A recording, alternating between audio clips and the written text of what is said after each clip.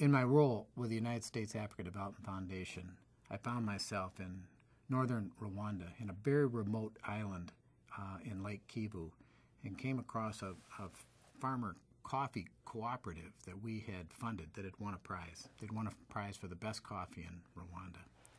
The pride on the farmers' faces were amazing. 70% women, many survivors of the genocide, and they were growing this coffee that had won this spectacular prize. And as I was congratulating the manager, Emmanuel, on the way out, he took me aside and he said, "But we can't get fair prices. We're just not able to get the price that this demands."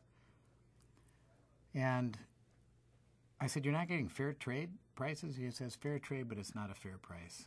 And he gave me 2 bags of green beans to take back and test. He said it was the finest coffee in the world.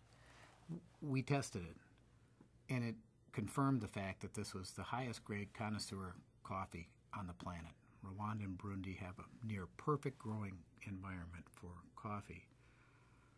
So out of that was born the notion of Equal World Coffee, and it's based upon 3 significant wins. The first and most important is that we're creating a market for these farmers' coffee, and we're going to pay them what it's worth, which is considerably more than the traditional fair trade coffee prices.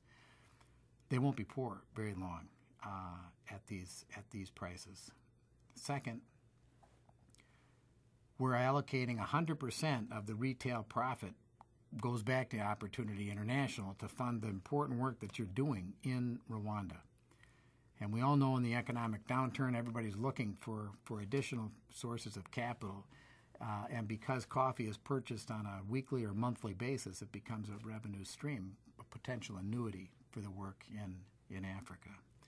But the third and the most important win that we discovered early on is the coffee itself. Nobody's going to change their coffee drinking habits unless there's a good reason to do so.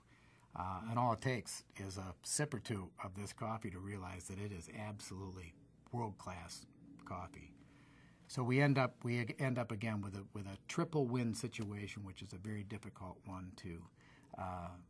Triple wins are always rare.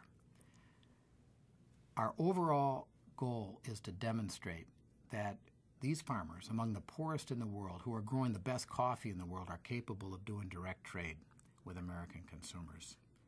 And that is going to be the model to eliminate poverty across Africa.